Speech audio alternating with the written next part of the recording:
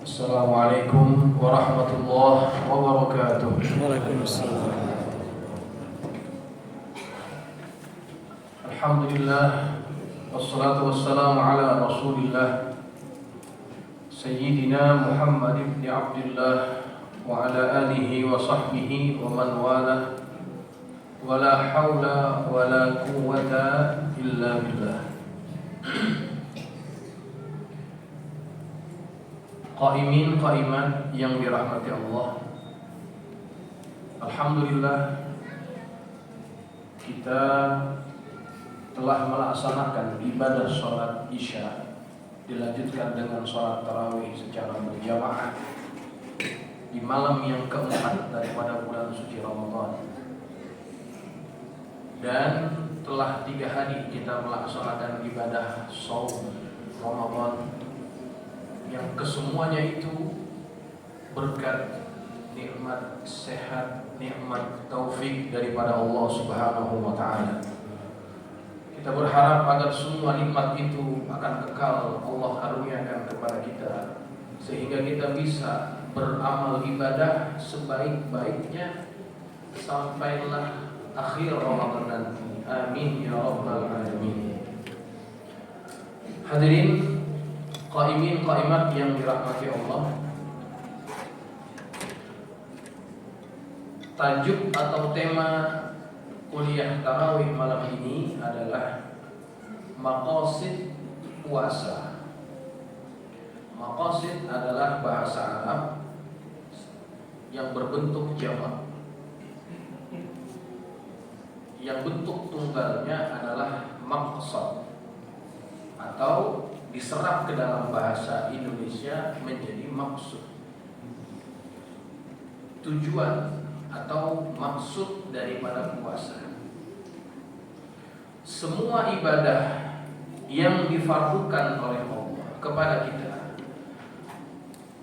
mempunyai maqasid, tujuan-tujuan. Dan ibadah puasa juga memiliki maqasid, tujuan-tujuan yang Allah maksudkan untuk kita mendapatkannya. Apa di antara maqasid daripada puasa? Ada beberapa poin, namun dalam kesempatan kuliah tarawih yang singkat ini saya akan sebut beberapa yang penting. Maqasid daripada ibadah puasa yang pertama adalah at-ta'abbudu lillah wa taqarrubu ilaihi, menghambakan diri kepada Allah dan mendekatkan diri kepadanya. Ini tujuan utama dari ibadah puasa, menghambakan diri dan mendekatkan diri kita kepada Allah. Menghambakan diri itu merupakan perbuatan yang dicintai oleh Allah, disukai oleh Allah.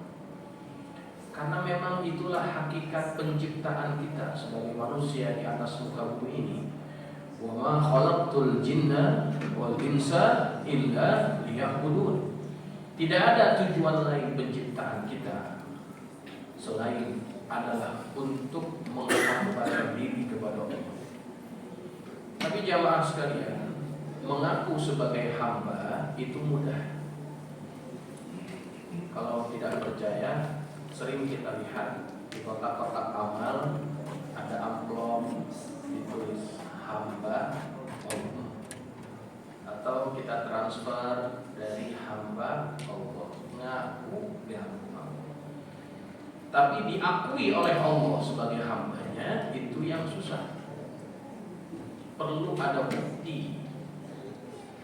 Dan tidaklah seseorang mendapatkan gelar itu melainkan adalah mereka orang-orang yang mulia. Apa buktinya? Kita bisa buktikan di dalam surah Al-Isra ketika Allah menceritakan tentang peristiwa Isra-nya Nabi Muhammad, peristiwa agung yang hanya diperuntukkan untuk Nabi. Allah menyebutkan dalam ayat yang pertama, Subhanalladzi asra bi abdihi. Maha suci Allah yang telah memperjalankan hambanya. Tidak disebut nama Nabi Muhammad, tidak disebut gelaran Nabi Muhammad ataupun gelar kerasulannya Nabi Muhammad, tidak. Tetapi yang disebut oleh Allah bi abdihi.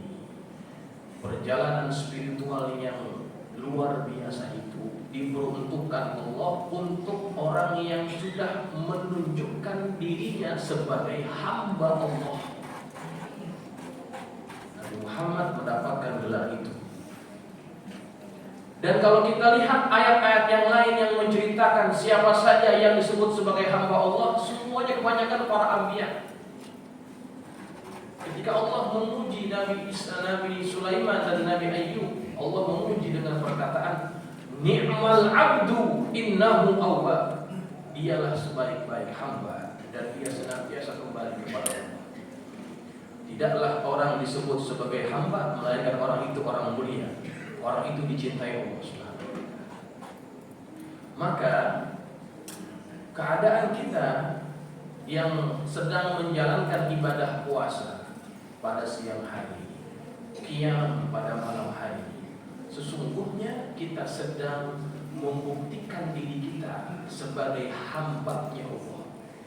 Dan kita sedang membuktikan bahwa kita sedang mendekatkan diri kita kepada Allah. Dan keadaan yang seperti ini adalah keadaan yang sangat dicintai oleh Allah. Bukti bahwa Allah sedang mencintai kita adalah hadis Nabi SAW. Nabi bersabda, la khulufu famis sha'im atyabu indallah min rihil miski. Sungguh, kalau kita belajar bahasa Arab, di situ menggunakan lam takkid. Sungguh bau mulut orang yang berpuasa lebih harum di sisi Allah daripada minyak misik atau minyak kasturi. Minyak misik adalah minyak yang paling harum pada zaman itu. Hadirin, saya mau tanya sama semua. Kalau kita puasa, kira-kira mulut kita wangi apa bau? Nah, jujur. Waktu puasa mulut kita wangi apa bau? Ya, kalau menurut Allah wangi, tapi menurut kita nggak usah diomongin, nggak tahu semua. Sesayang-sayangnya istri kita dengan kita, Pak, nggak akan pernah ada yang mau minta dihembuskan mulutnya di hadapan istri. Wahai suamiku, aku sayang kepadamu, hembuskanlah mulutmu di hadapanku. Ada yang begitu kira-kira istri-istri di sini? Nggak ada, Pak. Begitu juga suami-suami, nggak ada yang mau walaupun ngakunya sayang sama istrinya. Gak pernah ada yang mau mencium bau mulut istrinya yang lagi puasa. Baunya apa? Busuk. Hakikatnya mulut orang yang berpuasa itu gak ada yang wangi, busuk semuanya. Tetapi bagi Allah wangi. Kenapa? Karena Allah sedang mencintainya. Kita saja kalau kita sedang mencintai, semua yang buruk di diri kekasih yang kita cintai itu kelihatannya baik aja. Dulu ada pepatah yang mengatakan, kalau sedang jatuh cinta, maaf, tai kucing rasanya. Kan begitu kan istilah itu kan. Pokoknya kalau yang lagi jatuh cinta semuanya baik. Nah, itu gambaran itu menunjukkan kepada kita bahwa bahagian yang paling tidak disenangi oleh manusia dari orang yang berpuasa, yaitu bau mulutnya, di sisi Allah itu lebih dicintainya. Itu pertanda Allah sedang mencintai orang yang sedang berpuasa, karena kita sedang menunjukkan kehambaan kita kepada Allah. Kenapa Allah cinta?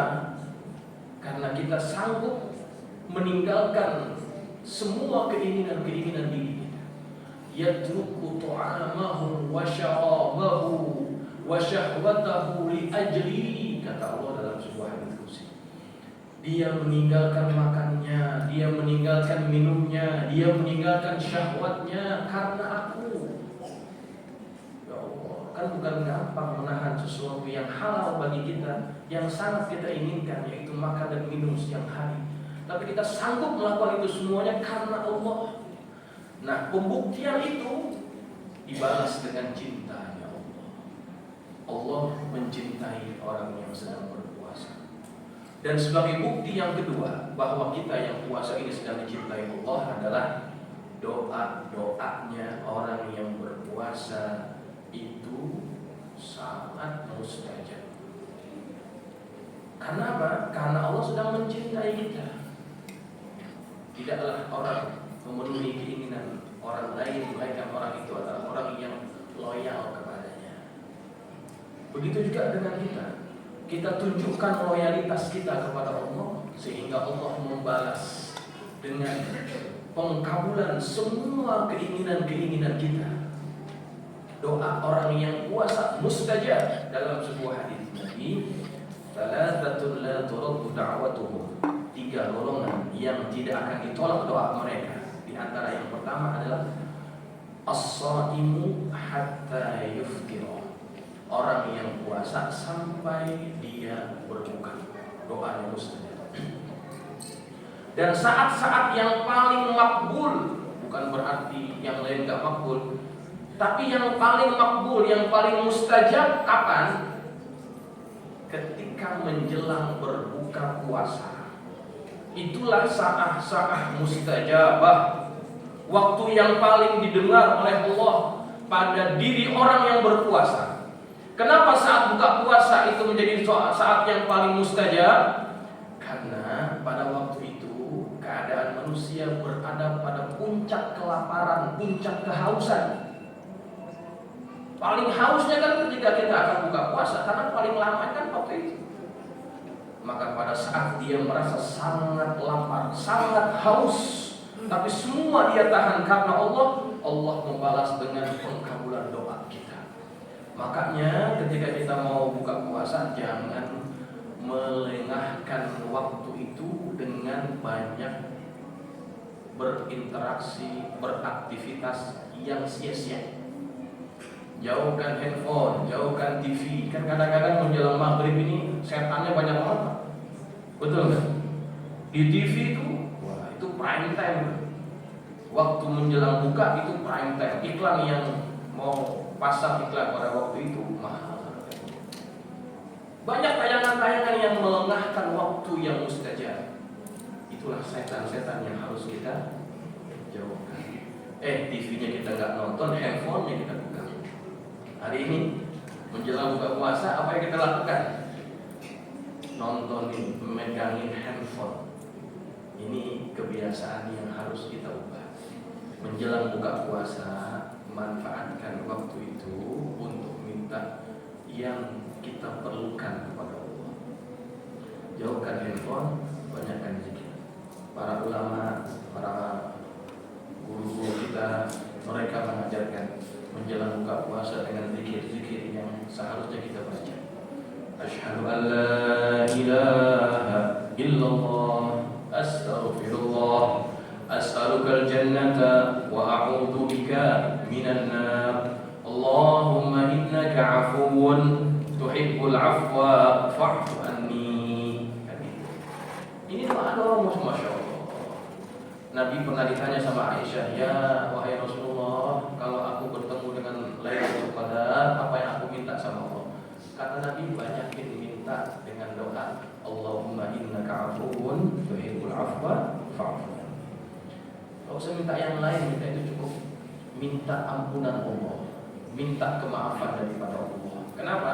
Karena ketika orang sudah dalam keadaan diampuni, semua hajat yang tak sempat dia minta Allah akan kabulkan. Jadi jamaah yang dirahmati Allah, inilah diantara maqasid daripada puasa, yaitu menunjukkan penghambaan kita kepada Allah dan pendekatan diri kita kepadanya.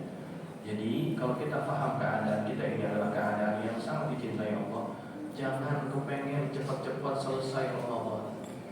Jangan sampai tinggalin satu malam pun daripada kita tidak beribadah. Manfaatkan waktu yang sangat dicintai Allah ini. Penuhkan masjid-masjid kita dengan ibadah pada waktu malam. Jangan hanya bertahan seminggu pertama, tapi tetaplah dalam keadaan seperti ini, sehingga Allah betul-betul memandang kita dengan pandangan rahmat-Nya.